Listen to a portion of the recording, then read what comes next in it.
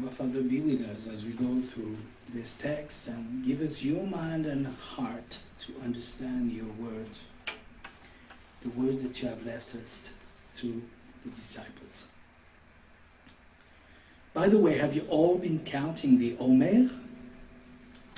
I'm going to try to remember to do it with you. No, I don't remember. It's okay, but I hope you kind of, if you get our little letter once or twice a week, there is an app that reminds you. I use it all the time. It's very nice. We're soon finished.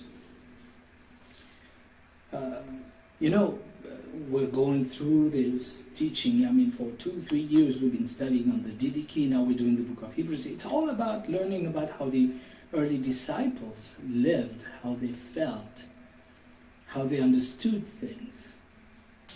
And the counting of the Omer must have been very special for them. Because it's during that time of the Omer that Yeshua made all of his resurrected apparition. So can you imagine, let's say you're a disciple and the next year, okay? The next year you count the Omer and say, oh yeah, that was the day that he came by the Sea of Galilee and we didn't know who he was, and then he helped us get some fish, and then we ate on the shore. So yeah, that was that day, Or yes, that's the day he appeared in the house. Yeah, I remember where he taught us this and that. Wow, he says he taught them about the kingdom of heaven. It's like more than 500 people saw him during that time. I mean, it's like, wouldn't you have liked to sit down at one of those classes, from the Messiah about the future kingdom he's going to be king over? It's like, wow. Talk about Havdalah. So there are very important dates. We don't know the exact days that he did everything, but there are still very important dates in the Omer counting that we should remember. The first day of the Omer, of course, the 16th of Nisan, is Resurrection Day. I think that it's the opening of the counting of the Omer. It's really important. Can you imagine if you're a disciple in those days? It's like, whoa. Yeah, that's the day he resurrected. We went to the tomb that day. Yeah, and he wasn't there. Remember, there was this guy standing. We didn't know who he was. It's like, and he told us, hey, don't look for the guy don't look with the dead for the guy who's alive. It's like, whoa. It must have been quite something. The resurrection day. It's like, I felt sad this year that we don't do anything on Resurrection Day. It's a festival, of course, of the 16th of Nisan. It's in the text, but we should remember it as Yeshua's resurrection. We should do something. So it's the day, really, in the Tanakh, we read in Leviticus that it's actually the day where the priest gathers the first Omer of the dog here is just having a real good time scratching its back on the floor and growling. And she's happy, She's having a jubilee. That's what we've been talking about. So, but yes, the first day of the Omer, the 16th of Nisan, is the day when the priest comes and he gathers one Omer, which is one measure of barley, and brings it to the temple to the high priest, and the high priest waves it to say, thank you, God, for the harvest. That's the day you do that.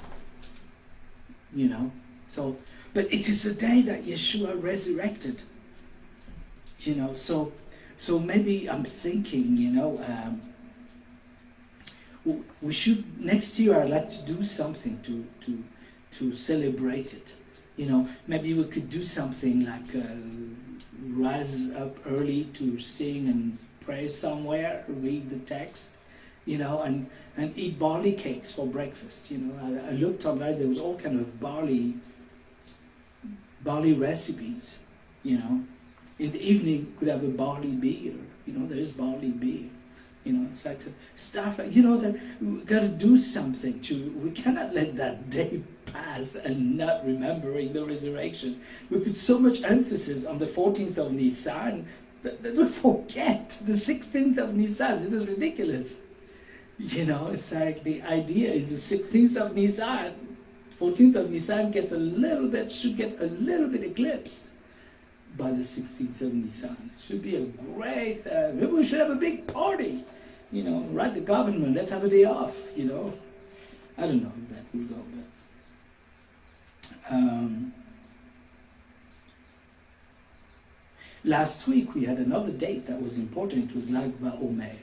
That's a date in the Jewish calendar. It's called Lag BaOmer because it's on the 33rd day of the counting of the Omer. And the way you write 33 with Hebrew letters, some of my students will know, you write here, you guess it, yeah, yes, okay, Lamed, which is thirsty, Gimel, which is 3, not thirsty. I'm thirsty. 30.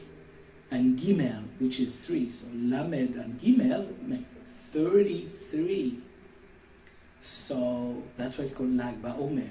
And this is a military victory and a victory of remembrance in for one of the leaders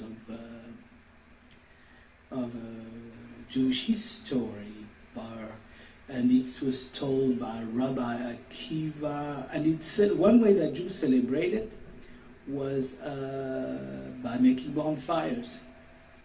There is much, if you can do research on how to do it, but that was last week, Lag BaOmer it's called. Okay.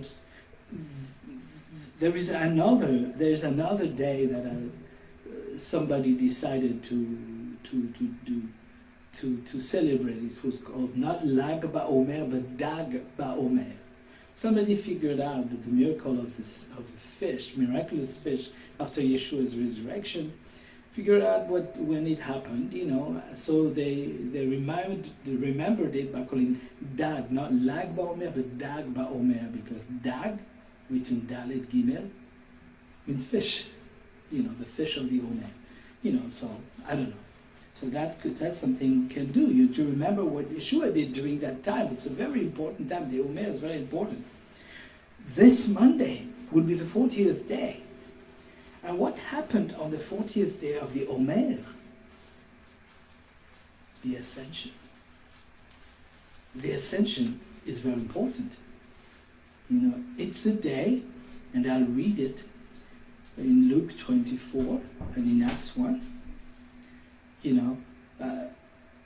Can you imagine if you're the disciples at that time? You remember, the 40th day of the Omer.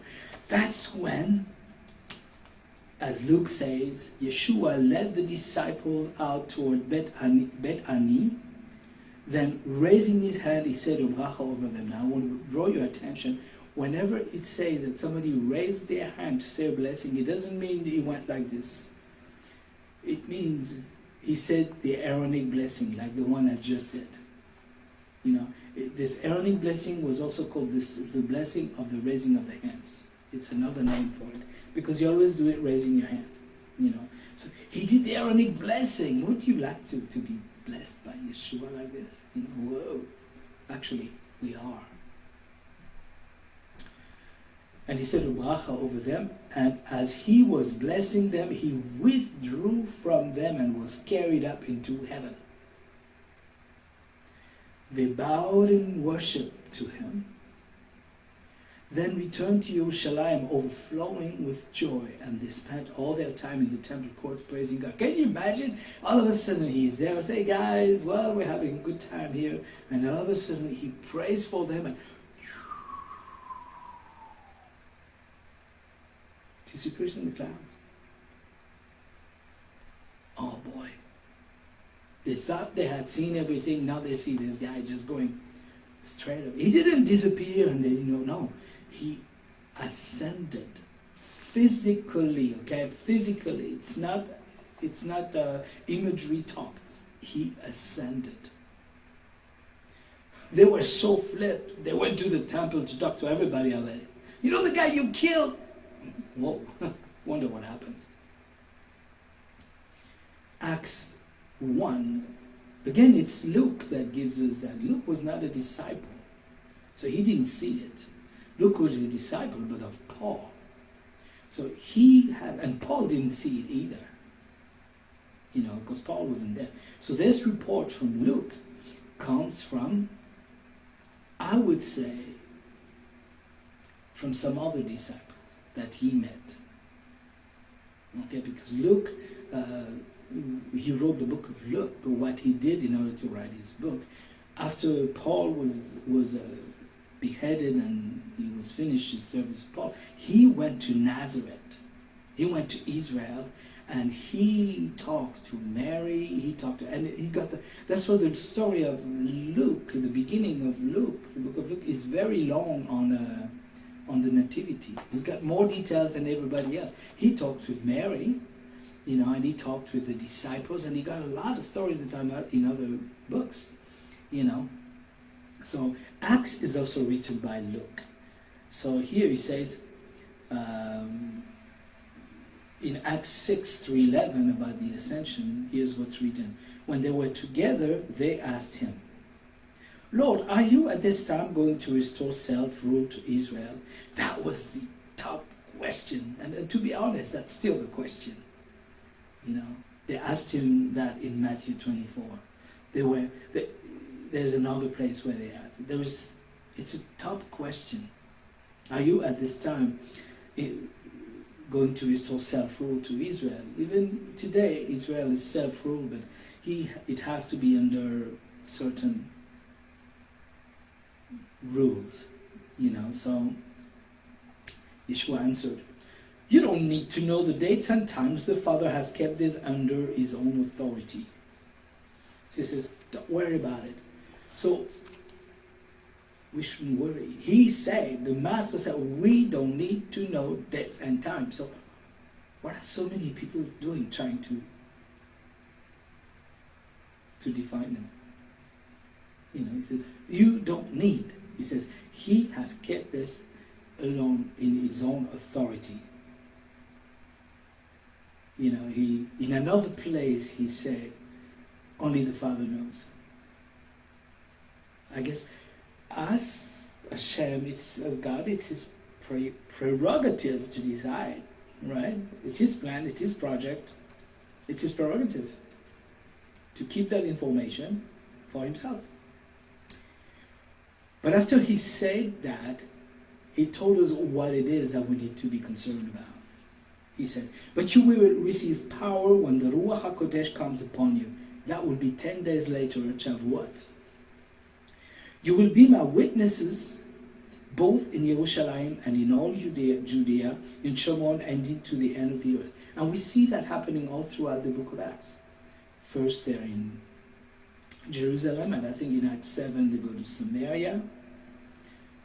First they're in Jerusalem and the areas around Judea, then they go to Samaria, and then they go to the end of the earth, I would say, through Cornelius, a Roman centurion,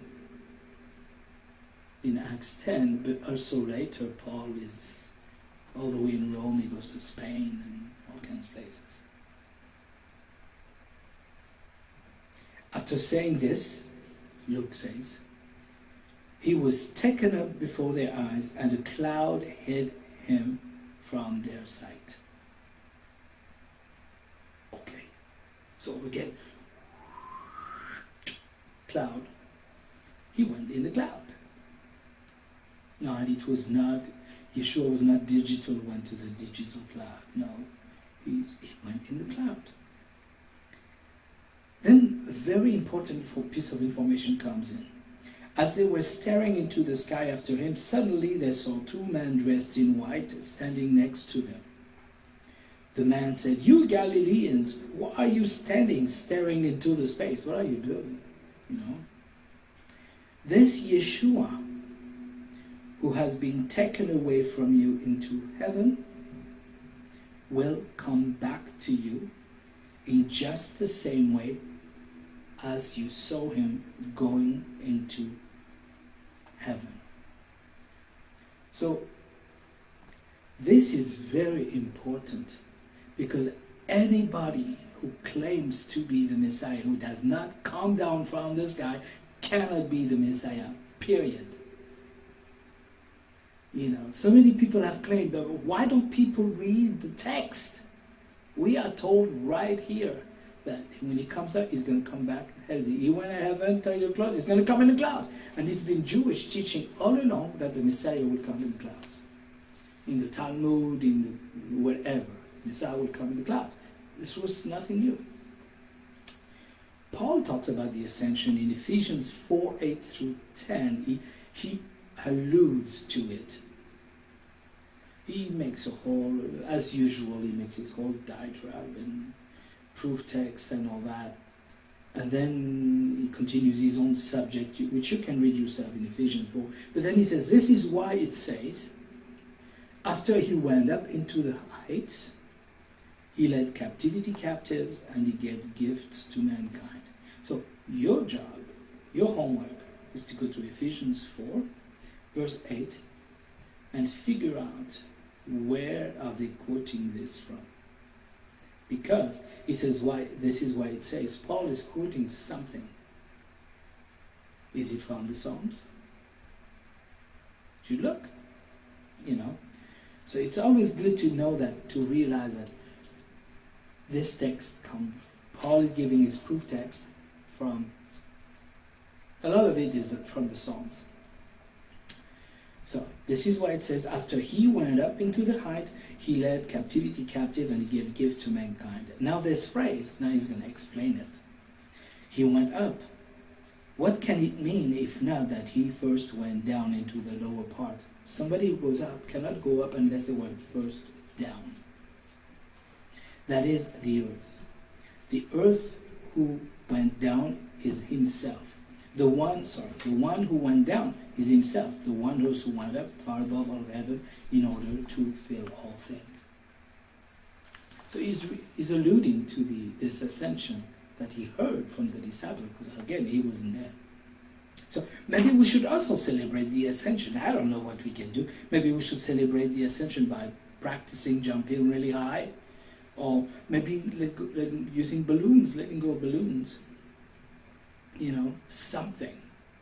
I don't know. One thing is sure, is that in that text, we're told that the way he left is the way he would come back. And that's very important to remember. Like I said, somebody who claims to be him, but who does not come from above, from the clouds, is a liar. That's it. So, and then the last day, one of the last days we can remember of, important day of counting the Omer, is Shavuot, the 50th day, which is very soon. We might cook up something to do. I don't know. We'll see. Waiting for the state. Well, we're waiting for information of. Pray.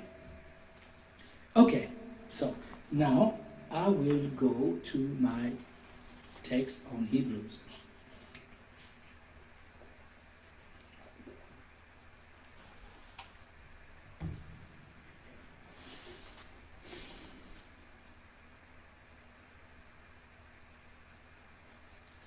Ooh. I don't have all my pages here.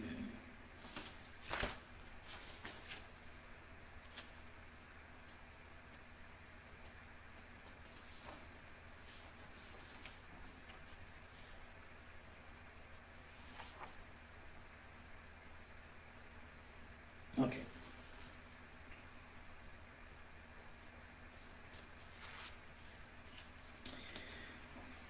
So, we are continuing the letter of encouragement that the apostle wrote to the first century disciples in Israel. Again, if it's Paul or not, I don't know. It sounds Pauline to me. If this is the first time you join us, things might escape you. And I would advise you to later find the previous teachings of the previous chapter on our yedideadonai.weebly.com page. You go to the tab videos, also on Patreon. Rabbi Gabriel on Patreon. So I would, if you really want to understand, because these chapters, they build on each other. So if this, like I say, the first time you join us, you might get a little bit lost. So, and the page, the video page has a password. So if you really want to get into it, write to us. We'll send you the password. You can ask for it here, right here online. You can password it because I want to share it with friends. He tells them to look up to him okay. So, in this letter to the disciples, the author tells the believers, don't look down.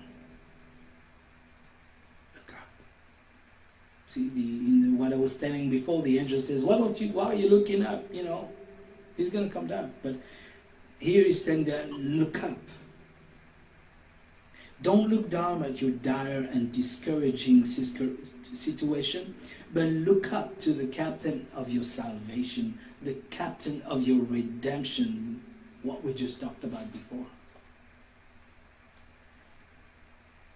He tells them to look up to him that is greater and higher than any angel, greater than Moshe, greater than Abraham, Aaron, and Melchizedek. He tells them to look up to him who is the signatory of a better covenant based on higher premises and promises. In the last readings, we were learning how the earthly Aaronic priesthood was a representation, an earthly representation, a model of the eternal heavenly priesthood. In the chapter we're doing today, chapter 10, the author calls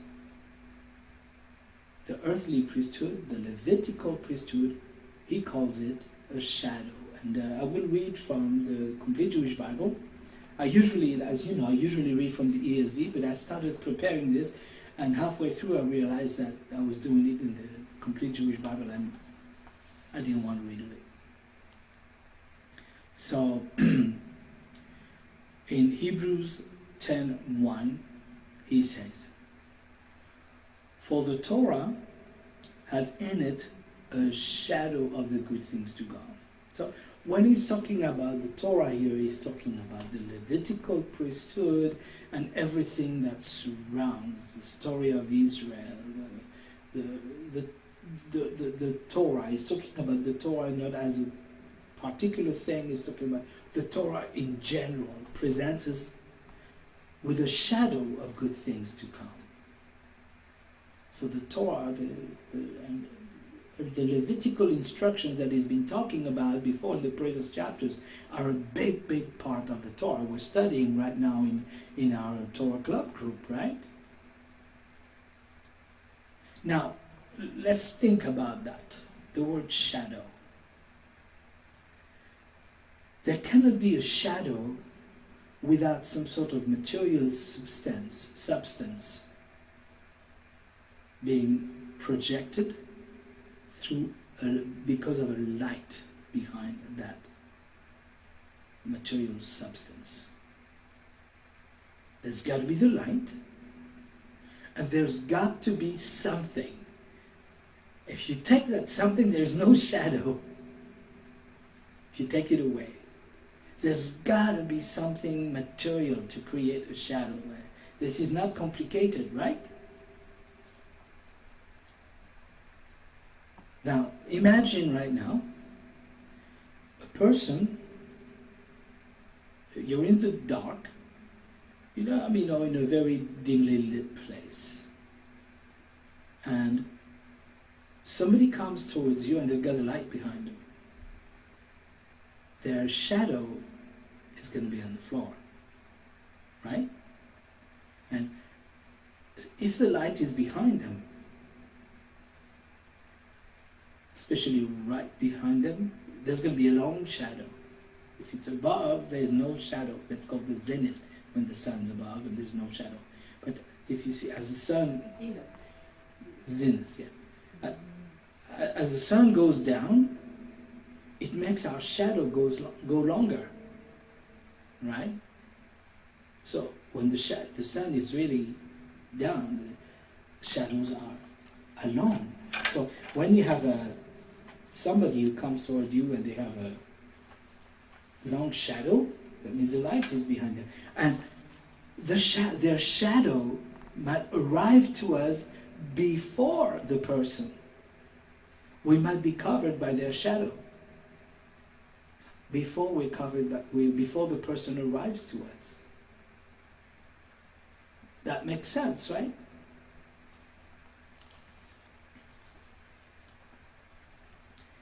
Well, this is what the author compares the Levitical priesthood of the Torah to a shadow. And we have the shadow. We've been given it. It's the Levitical priesthood of the Torah.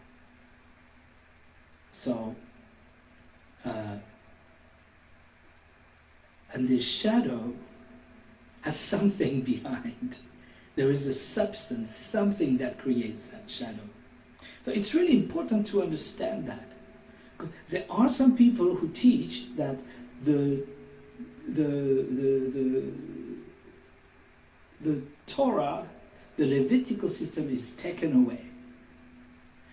But you cannot take it away without taking the real thing that provokes it, that creates it. Because without it, there is no shadow. So, in order to take away the shadow, you've got to take the real thing. The shadow is not by itself. It's created by something. So if the shadow is gone, that means the real thing is gone. Oh boy, you can't do that. It doesn't make sense. So, again, I'm not the one who's using the analogy of the shadow. It's the author of the letter. So I hope you understand. Paul actually used that analogy. Like I said, I don't know if Hebrews were written by Paul, but he used that same analogy, and we'll read it from Colossians 2:16 through 23.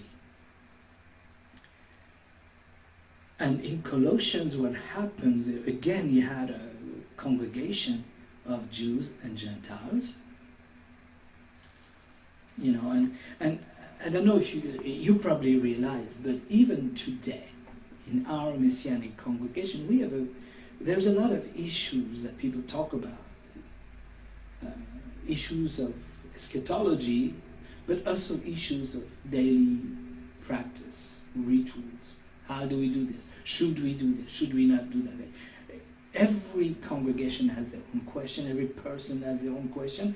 And I tell you, it's good that God is not answering, because this is where we study.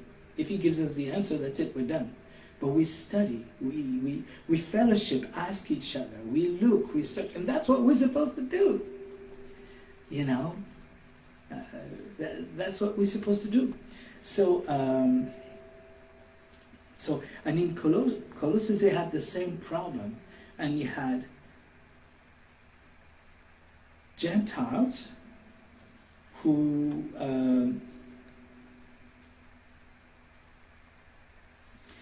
had their own special days that they would follow. But when a Gentile joined the Jewish community of Messianics, because it was a Jewish community, got to remember that there was not something called Christianity in the times of this book. It was basically a runaway Jewish sect. So basically they converted really to Judaism. The rabbis, the local rabbis did not agree to this conversion without going through them, to this conversion just through Yeshua, but we follow, Yeshua is our rabbi, we follow what he says. You know, so there was a problem. So, and so you had the Gentiles who had their own holidays and everything, but we are the Jews. And the Jews observed Shabbat. They ate kosher. And there were people who were saying, why do you do that? They were accusing them of wrong for doing it. I don't know why. I just know that the author says, don't let anyone pass judgment on you in connection with eating and drinking, regard to a Jewish festival or Rosh Chodesh or Shabbat.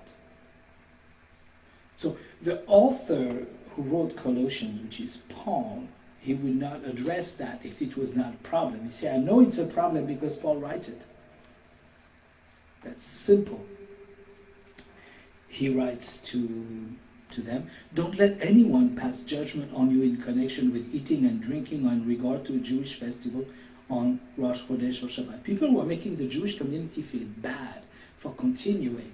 And I find it very exciting to read this because I myself, as a Jewish believer who observes Shabbat and Jewish festival, who likes to eat kosher to a certain extent, I have people who tell me, hey brother, haven't you read Galatians, that you don't need to do these things anymore? Same scenario. Again, I'll read it, Colossians 2:16. Don't let anyone pass judgment on you in connection with eating and drinking or in regard to a Jewish festival or Rosh Chodesh or Shabbat. These are shadows of things that are coming. This letter was written after Yeshua's death, resurrection, and ascension. And the author, Paul, writes that the dietary laws of the Torah and those concerning Jewish festival and Shabbat, he says they are shadows of things that are coming. He didn't say they were things that have come now. He says, he wrote this after Yeshua's death, resurrection, and ascension. He says these are shadows of things that are coming.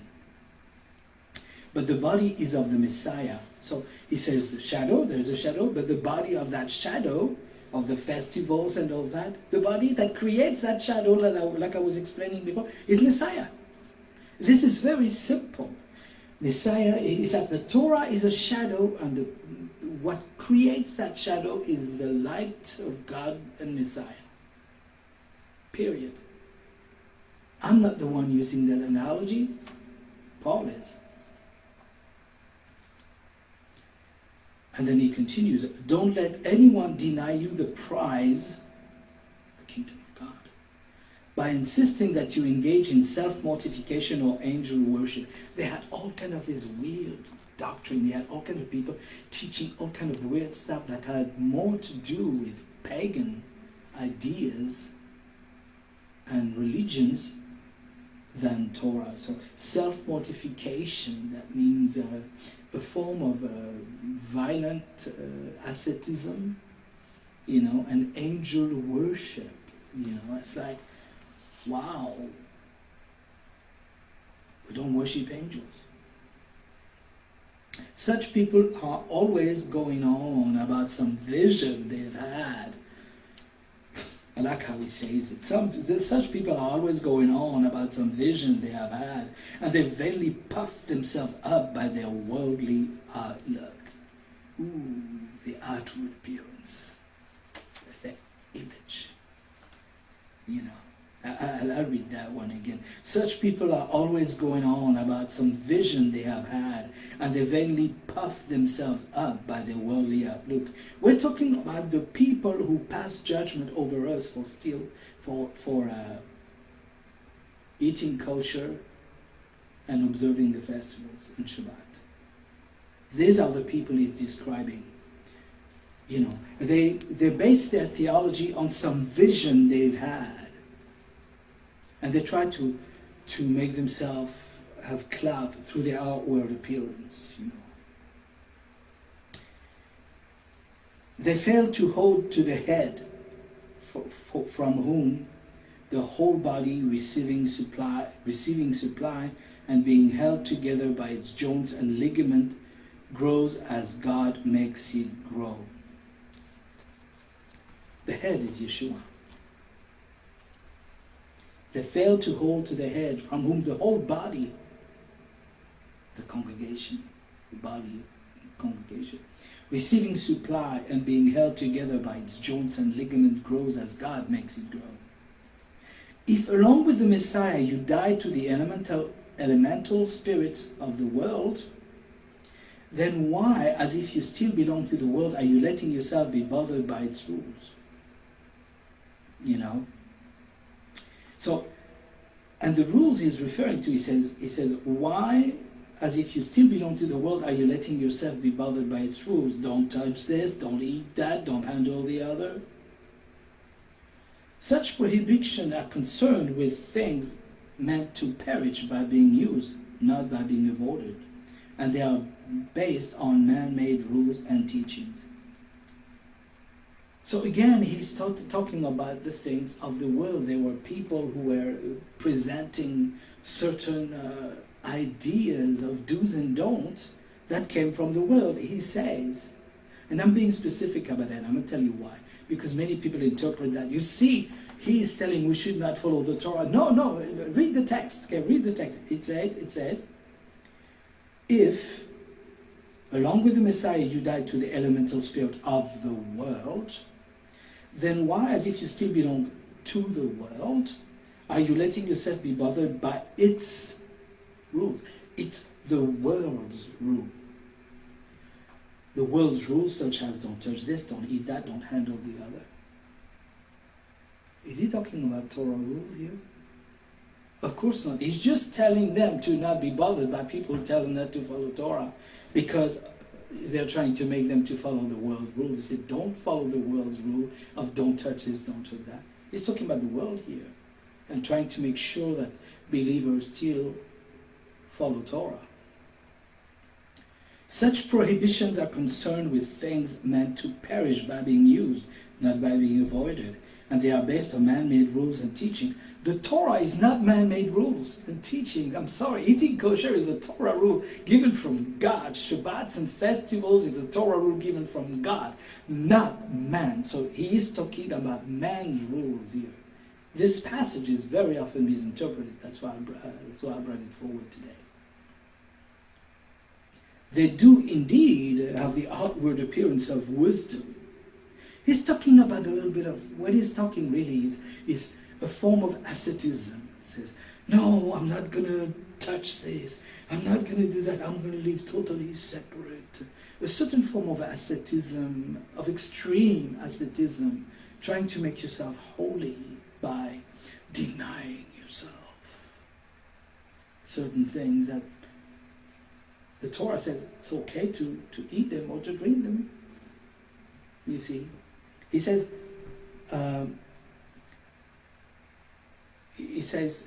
they, on verse 23, they do indeed have the outward appearance of wisdom with their self-imposed religious observance. Again, we're talking about self-imposed religious observance.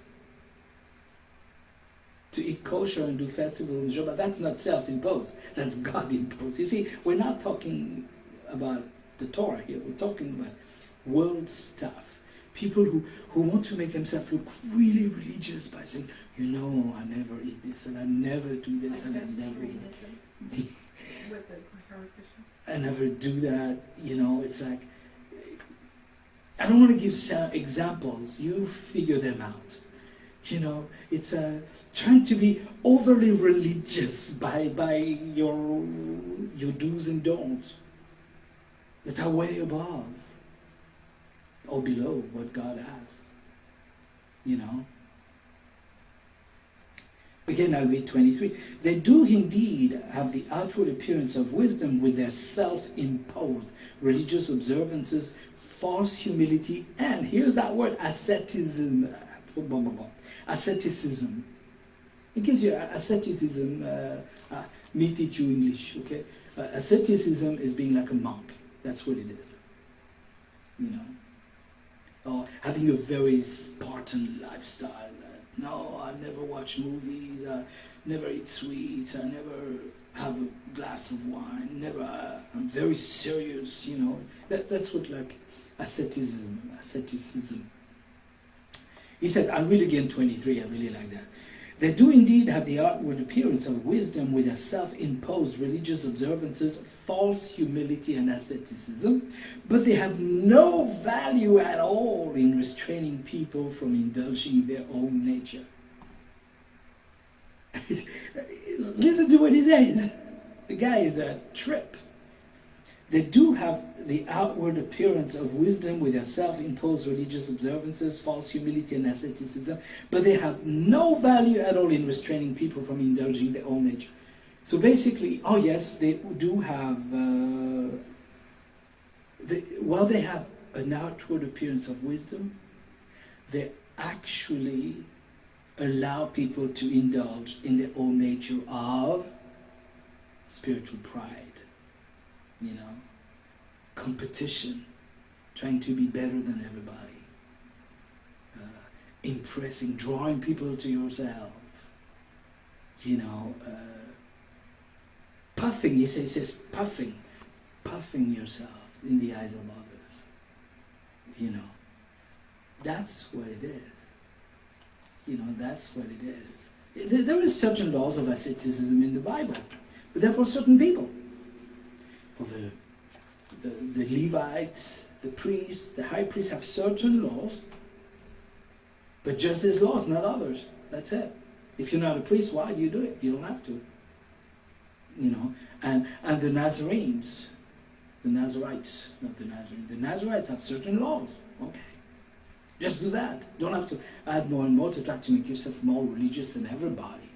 Because when you do that, you actually indulge in the old nature of pride. And pride, I think, is the worst of all sins. It's worse than every sin in the book. Believe me.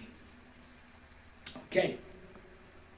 So I'll start again at Hebrews 10:1. Now that we understand the whole idea of shadows. Hebrews 10:1. For the Torah has in it a shadow of good things to come.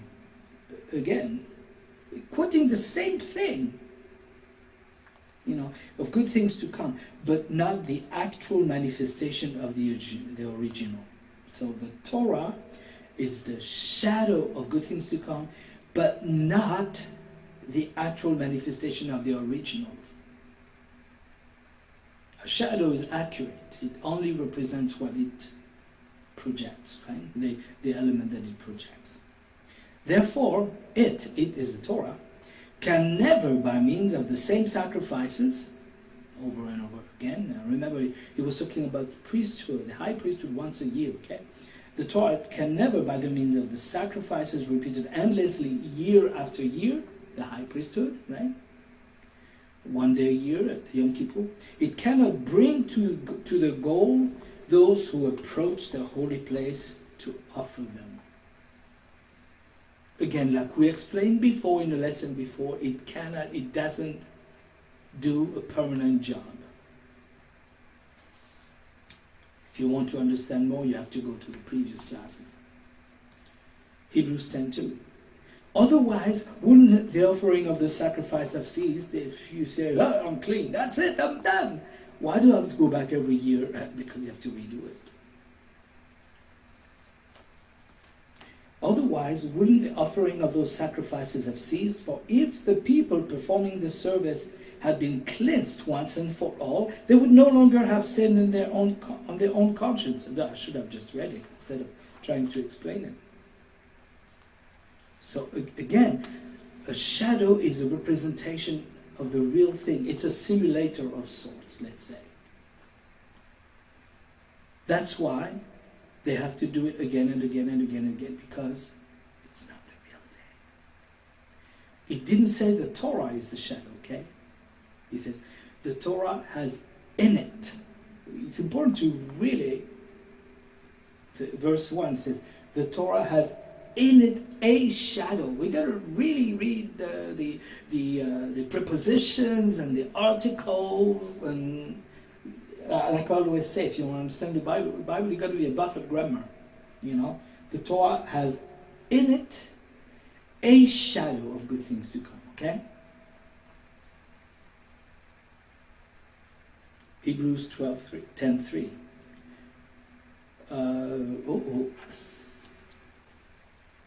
So he says, no, it is quite the contrary. In these offerings is a reminder of sins year after year. For it is impossible that the blood of bulls and goats should take away sins. So he says, this when you have to come, one of the goals, it's like somewhere else Paul says, the Torah convinces of offering. So in case we forget that we're sinners and we get into this high pride because I do all these ascetic things and I don't do this, don't do that because I'm religious, and we might think we're not sinners. Well, when we come to the offering table, when we come to the service, it's supposed to remind us of sin. And today we don't have the offerings, but we read the Torah every day. We should. We do the service every week. We study every week. That should remind us that we're sinners. We study the sacrifices these days. That should remind us that we're sinners. So again, if the sacrifices, in these sacrifices is a reminder of sins year after year, for it is impossible that the blood of bulls and goats should take away sins. Is our conscience going to get clean by the blood of bulls and goats? He says, no. You know that. He doesn't do a teaching on it because it's common knowledge. In Judaism, people knew that. People today think that Jews believe that their sacrifices clean their conscience. No, they don't believe that. He's bringing Jewish teaching here. In 10:4, he's bringing Jewish teaching. He's not teaching something that, I just learned this now through Yeshua. Oh, no. This is Jewish understanding of the Torah. So in essence, the shadow tells us of the real things, but it's not the real thing. The shadow teaches us about the real thing, but it's not the real thing. It's like working with a model or something. Trying to define it with a model. In a certain way, here's an analogy. Doctors, they go into our body. They do ultrasound, for example. And they send sound waves that make, and then we can see a picture of a baby when it's for pregnancy, What you see on the screen is not the real thing. You cannot go and touch it and hug it. It's a shadow of some sort created by rays and waves and stuff.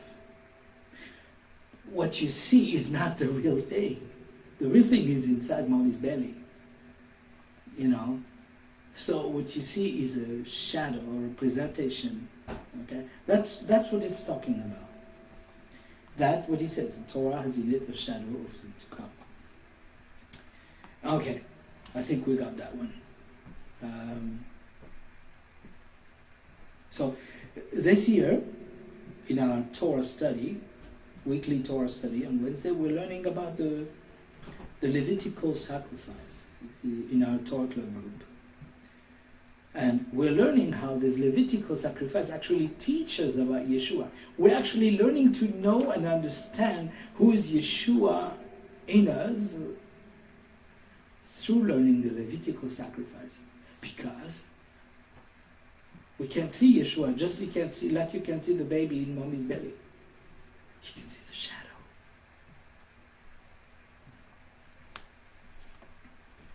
So you already know he says that the blood of bulls and goats don't take away sin.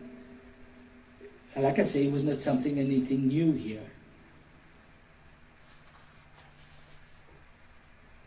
Hebrews 10:5. So what is he going to do in 10:5? Well, he just made a big statement from Hebrews 10:1. But he's a very good teacher. He never makes a statement without bringing a proof text. And you should never listen to somebody who doesn't bring a proof text. And not any proof text. Since we teach Torah, our proof text needs to come from Torah, period. So now in 10:5 he's going to bring a proof text for the thing he just said about the shadow, the Torah having in it a shadow of things to come. 10:5. This is why, he says, on coming into the world, and now he's going to quote something. He's going to quote from Psalm 40. This is why on coming to the world, he says the psalmist says, it has not been your will to have an animal sacrifice and a meal offering. Rather, you have prepared for me a body. No, you have not been pleased with burnt offering and sin offering. Then I said, look in the scroll of the book, it is written about me, I have come to do your will. Now, verses 5, 6, and 7 of Hebrews 10 quote actually Psalm 46 through 8.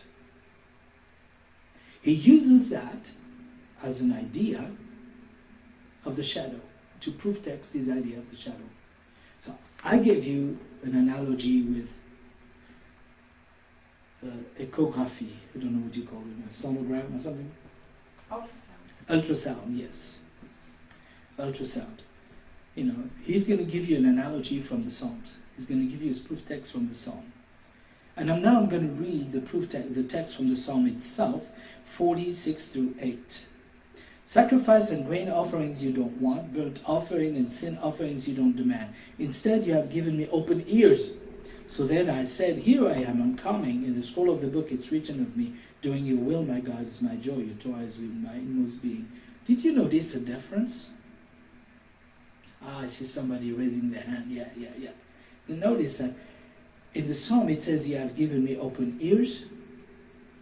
But in Hebrews it says, you prepared for me a body.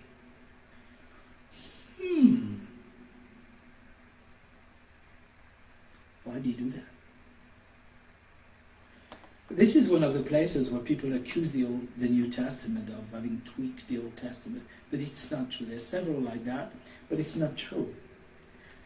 Sometimes the authors of the New Testament inspired themselves from a writing of the Torah from the Septuagint, which is the Jewish book. It's the Greek writing of the Tanakh, the Septuagint.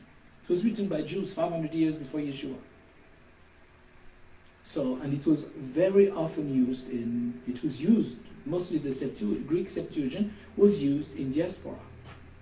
And Jews in Israel, some Jews used it because there were some Hellenistic synagogue of Hellenist Jews. Paul was part of it, Stephen was part of it.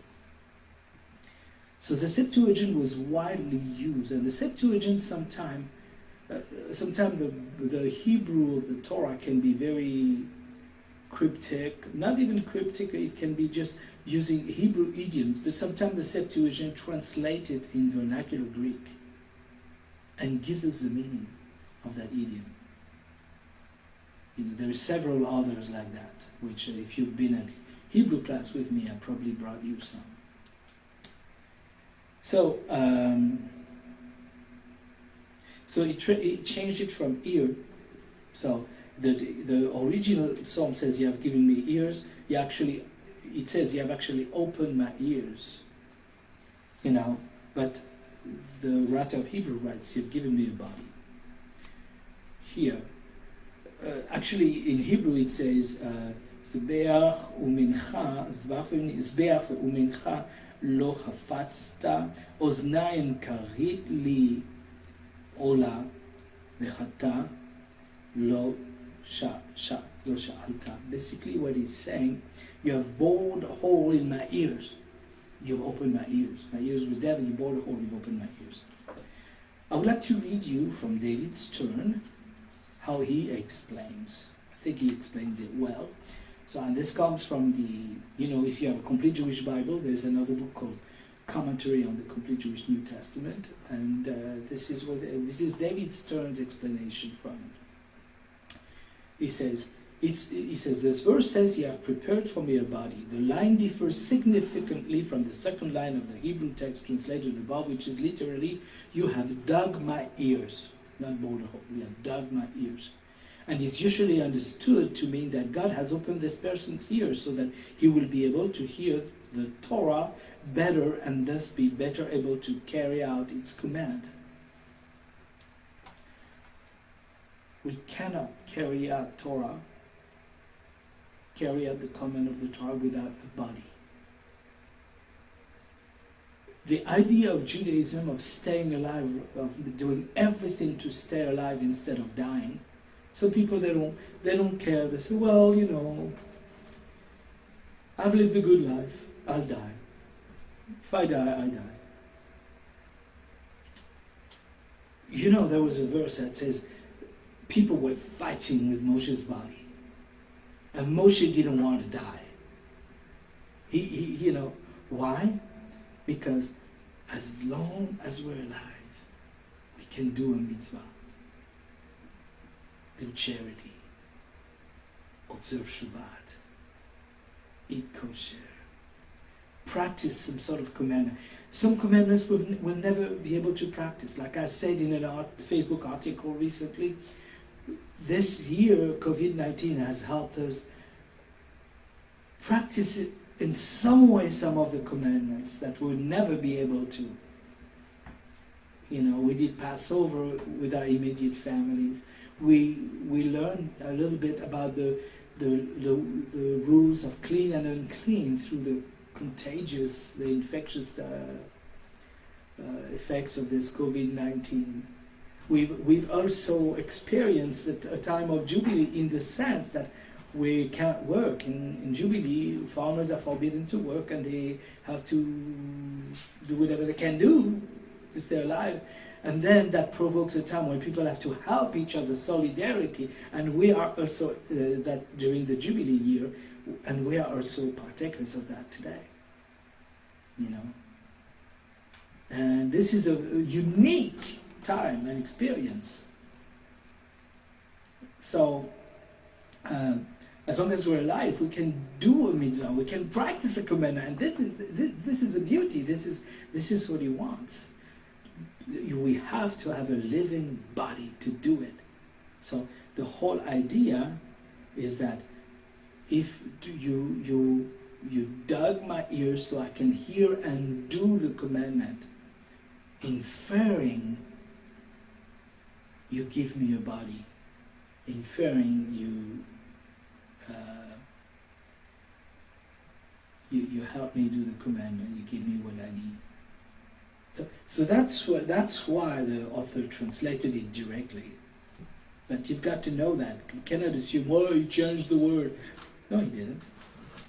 Even the Septuagint would agree. So the sense of the Septuagint is essentially the same as that of the Hebrew text. For the point in both is that the person is entirely ready to do God's will and obey his Torah. It is not known whether the Septuagint translators worked from a different Hebrew text or merely clarified the sense of the existing text, which is a common practice among Targum translators. If you read a Targum, it'll be the same thing. There'll be a different word, sometime to simplify the text.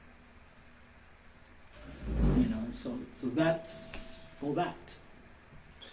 It means the same. What we're faced here is cultural linguistics. So here we have the Messiah talking through David. It's not the first time that we hear the Messiah, the great grandson of David, speak through the mouth of his honorable ancestor. It is important to understand with this text within its own contextual, cultural, and linguistic value. Because if you remember what it says, you don't want grain offering and everything. David cannot be saying that, and Yeshua cannot be saying that either. Why? Why? Because they were ordered by God. You can read it yourself in Leviticus. How can you say God don't want them and He's the one? You say, well, that's what you got to do to approach me. That's not what He meant. Again, we got to read the text within its own cultural linguistic value. Not only it is God who ordered the offerings, but He made them as a permanent, everlasting covenant. Something that it's a perpetual thing. It doesn't stop. Never ending. But this is when He says, you don't want this. It's a very good example of the Hebrew Semitic figurative speech. Like it says about Jacob, Rachel he loved, but Leah he hated. Jacob I loved, Esau I hated. It doesn't mean that. This is the way, in especially ancient Hebrew, this is the way you express preference. Preference. That's what He's talking about.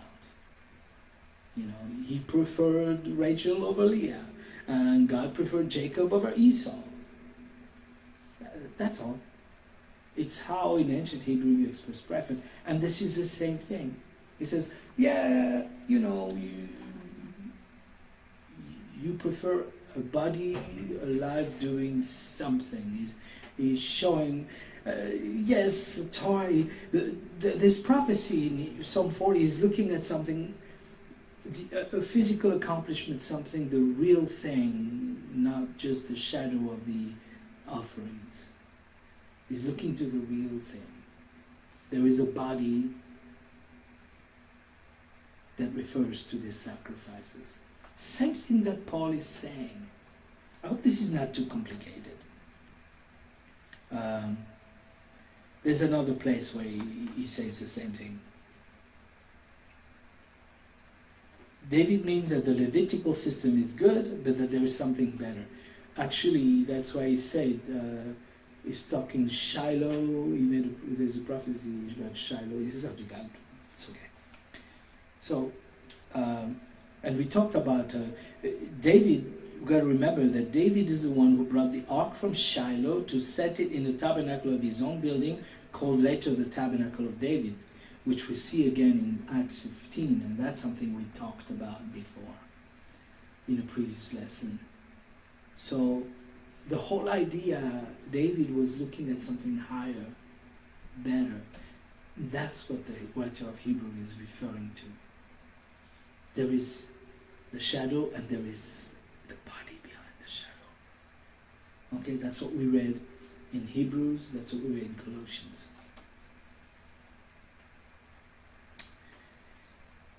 Okay, so now that we've gone through that, in Hebrews 10:8, the author is going to explain. He's going to explain that Psalm 40. He says, in saying first, you neither will nor were pleased with animal sacrifice, meal offering, burnt offering, and sin offering, things which are offered in accordance with the Torah. He said, you see, he's saying things which are offered according to the Torah. He cannot say he doesn't want. So he's saying, well, what does David say when it's offered according to the Torah? And then, look, I have come to do your will. He takes away the first system in order to set up the second. So, what? It says take away?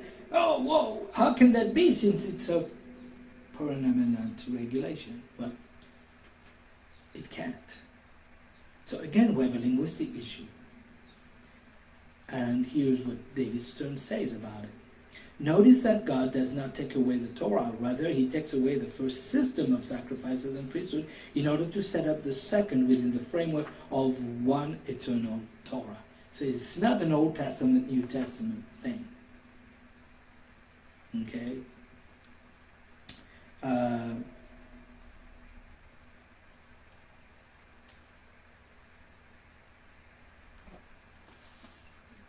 I think we don't need to go further in that.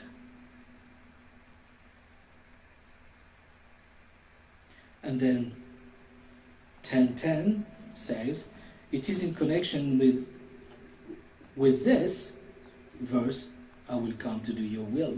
10:9 says, look, I have come to do your will. He takes away the first system in order to set up the second. It is in connection with this will that I have come to do your will, that we have been separated from God and made holy once, that we have been separated for God and made holy once and for all, through the offering of Yeshua, the Messiah's body.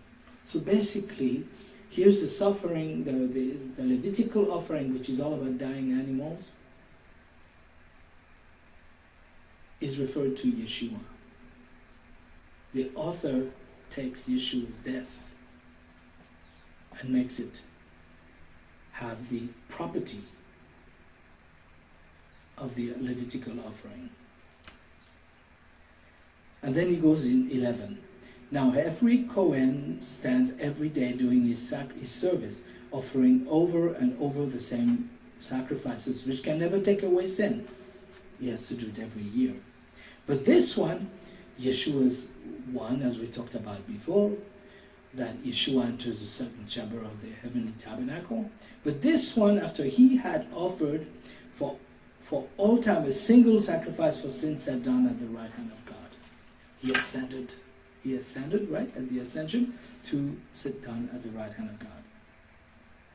From then on to wait until his enemies be made a footstool for his feet. It's not done yet. From then on to wait until his enemies be made a footstool for his feet. He quoted that before, sit at my right hand and I will make your enemies, that's Psalm 110, I think. For by a single offering he has brought to the goal for all time those who are being set apart for God and made holy. This is beautiful. I hope, it's not easy to understand, but I hope you at least understand the gist. Might not understand all the details, neither do I actually. But you can understand the gist, and that's good enough. So here we have the author who proclaimed his theology of the Torah having in it a shadow of the good things to come, Yeshua being the body of that shadow. And he brought one witness to that theology, and that was that verse in these three verses in Psalm 40. But as a good Jew, like it says in the Torah, bring every word should be established by 2 or 3 witnesses. It's going to bring another verse as a second witness. First King David, now he's going to bring another one. In Hebrews 10:15, he says, and the Ruach HaKodesh, the Holy Spirit, also bears witness to us. So he says, so here King David said that. You see, that's a proof. And the Spirit also has a proof for us in saying, now he's going to quote from Jeremiah. This is a covenant which I will make with them after those days, says Adonai. I will put my Torah on their heart and write it on their mind. So he's going to take the Torah, you shall not kill, you shall not eat pig, or all this Torah stuff. It's going to write it on our mind. The same one, it's not a new one. It's the same one. Okay? So, and then he's quoting Jeremiah. So he brought David and he brought Jeremiah. And you can read the verse yourself. It's Jeremiah 31 through 33. You can read it a bit later. Hebrews 10:17. He adds and then he adds, and their sins and their wickedness I will remember no more. That's Jeremiah 31:34. So he brought David, he brought Jeremiah. It reminds me of the verse about redemption that we talked about today, from Jeremiah. Jeremiah 32, I think. But for that to happen, for the sin being remembered no more, there's got to be one offering that brings us to the goal of the cleaning of the conscience. That's it. Done. It's not like I wash my hand. I wash my hand one time, well, I got to do it again. Because of the virus. Got to do it again. I wish there was one I could just wash it, done. Don't need to do it ever again. But we don't have that. It's the same idea.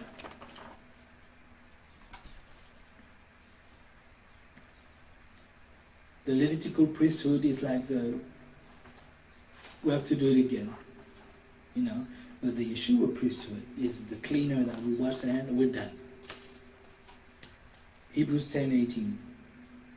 Now, where there is forgiveness for this, an offering for sin is no longer needed. Finished. So, brothers, so he's made his point. This point was really long, because I think it started around Hebrews 7, you know. He's made a big point, you know. Yeshua is, his point really is, Yeshua is the body behind the shadowy Torah, the shadow of the Torah. I mean, I don't know how to say that, but you know what I mean. So he made a big point, a beautiful point.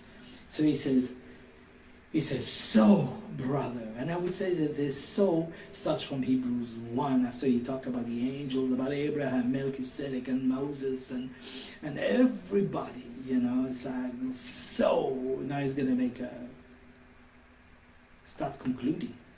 Brothers, we have confidence to use the way into the holiest place opened by the blood of Yeshua. You see, the Levitical offering is what helps us approach God. That's what Yeshua does. You know? Basically, if somebody asks you, how do you come close to God? You don't. You can't. We do it via the agency of the blood of an animal. And in our case, we do it via the agency of the blood of the Son of Man, of Yeshua. That's same thing. So he says, brother, we have confidence, 10:19, we have confidence to use the way into the holiest place opened by the blood of Yeshua. He inaugurated it for us as a new and living way through the parochet, the curtain that leads to the second chamber. If you remember, we talked about that 2 or 3 lessons ago. By means of his flesh, we also have a great Kohen over God's household, Yeshua. Therefore. So he says, seeing all that, you guys, come on, let us approach the holy place with a sincere heart, in the full assurance that comes from trusting, with our hearts sprinkled clean. We talked about the sprinkling of the Torah before, right? With our hearts sprinkled clean from a bad conscience, and our bodies washed with pure water. So remember that song we sang before?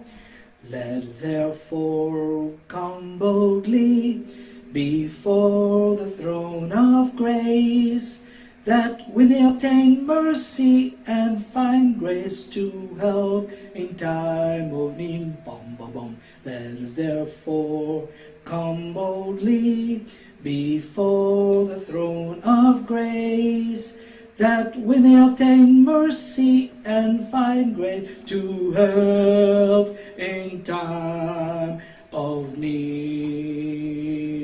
Bum, bum, bum. Okay? Gotta learn that one. Now, in Hebrews 10:23 and 24, we're in for some lettuce. Do you like lettuce? He says, let us continue holding fast to the hope we acknowledge. He's talking about our goal, our vision, our destiny. He talks about it as a hope we have to hold fast. Later on somewhere he says, if you have it, why do you need hope? Hope of salvation. You know. Let us hold fast to that hope without wavering. We're going to hold on, we're not going to let go of it. Come on, let go. Come on, hold it tight.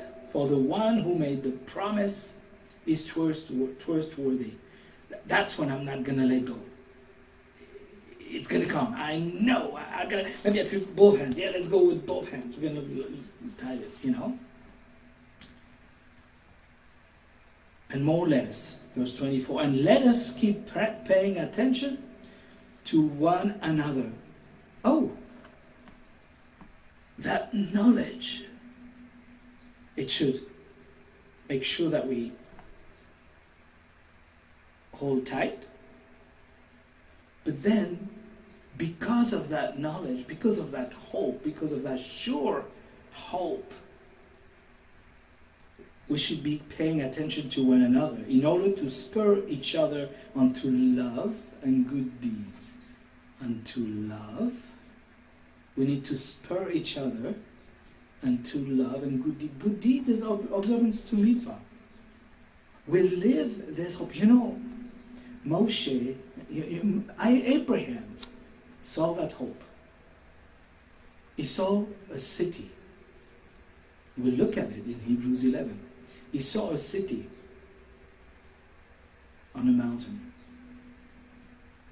The city didn't exist, and he lived for that vision until the day he died, and he never saw it to pass. Moshe, he lived in the palace of Pharaoh, but he believed in the rewards of Messiah, service to Messiah, that were better than Pharaoh's palace. That's the way we need to think. Not in this today, future. We're going to hold on to that hope, he says. And spurring each other on to love and to good deeds. This is very important.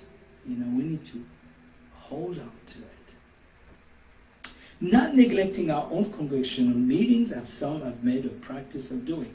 So here they had a problem not being able to get together. So people sometimes use that verse to say that it's a commandment to get together. No, it's not. When we read the Torah, it's important to understand what is a command given to a certain person at a certain time for a certain condition, a certain situation. What is a general commandment for everybody, Jews, Gentiles, everybody in the world, like you shall not kill, for example. Or the other one I would bring as an example is the blood of the lamb. You know, that was for certain people at a certain time. Or what is a commandment that is for Jews, or for Gentiles, or for priests, or high priests? Or what is a commandment at all? Sometimes it's just a suggestion. This is a suggestion. He says, you know, you guys need to be together. You need help each other. And I know you cannot be together very much because you have a situation where you have persecution. The Jews bother you, the Romans bother you, and you're a bit discouraged, and it's hard, and actually you're broke, you have no money and everything.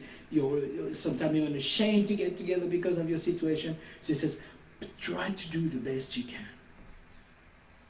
That's what it's saying. It's not a commandment.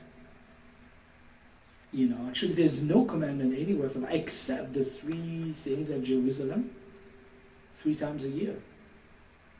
Congregational meetings are great, they're important, they're good, they're strengthening, edifying, but they're a byproduct. Like Shabbat, the important thing is what you do Friday night at your house. That's what's important. Passover is what you do at your house on the 14th of Nisan. Tabernacles, it's what you do at your house, having a sukkah at your house. You know, all this, that's what it's about. You know, we have a religion that's practiced at home with our children, with our family, immediate families, friends, neighbors maybe. You know, that's how Judaism stayed alive. I don't know if you read, there's a little article that I sent one time about saying that if today an order came that all churches should be closed, it would destroy Christianity. But if today an order comes that synagogues should be closed, Jews would continue doing what they've always done, really. Home. And this is the context of that. In this case, he's telling them, hey, try to get together sometime because you need each other's support. You know, but it's not a command.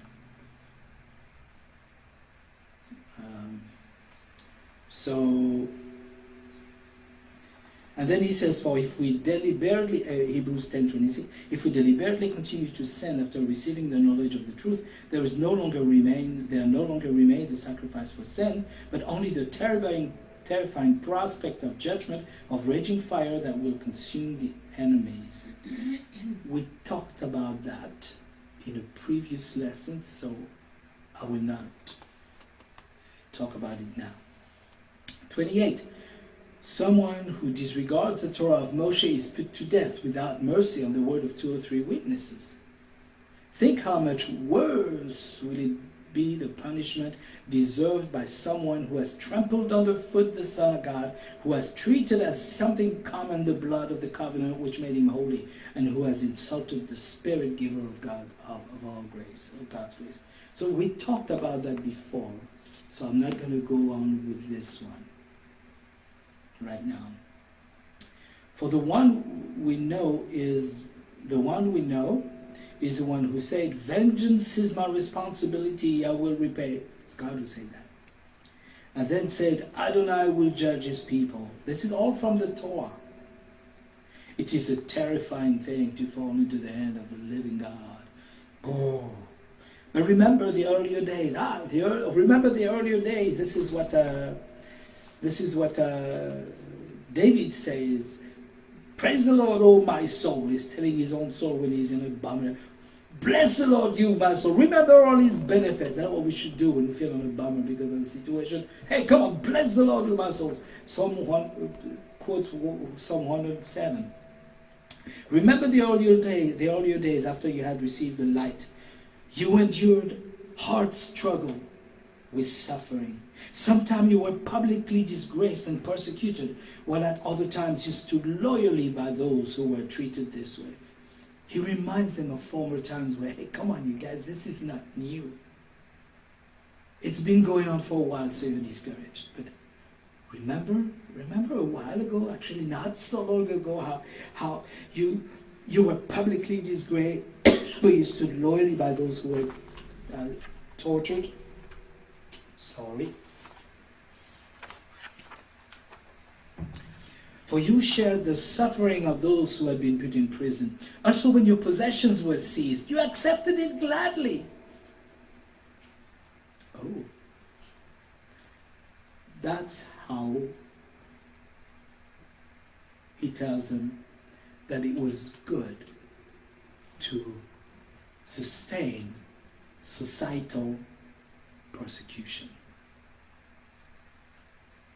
You support the guys who are being persecuted, you help them, and where your positions were seized, you accepted it gladly, since you knew that what you possessed was better and it would last forever. Who cares about, There's hope I'm holding on to. There's hope I'm holding on. It's like, the picture is like you're there. You're holding on to that hope, and somebody comes and he wants to take your rings and your house and your coat and everything. You're holding on. Why? Because you knew that what you possessed was better and would last forever. 10:35. Don't throw away that courage of yours, which carries with it such great reward. For your need to hold out, so that by having done what God wills, you may receive what God has promised. Let's say that. For you need to hold out, so that by having done what God wills, you may receive what He has promised. 37. For there is so little time. The one coming will indeed come. He will not delay. He said that 2,000 years ago. We're much closer now. So these words are this advice is even more relevant today than it was then. But the person who is righteous will live his life by trusting. The King James says by faith. And if he shrinks back, I will not be pleased with him. He is actually quoting Nahum. We'll talk about that next week. However, we are not the kind who shrink back and are destroyed. On the contrary, we keep trusting and thus preserve our lives. Amen. We'll talk about those two next verses. He's quoting Nahum. We'll do that next week. So, isn't that wonderful?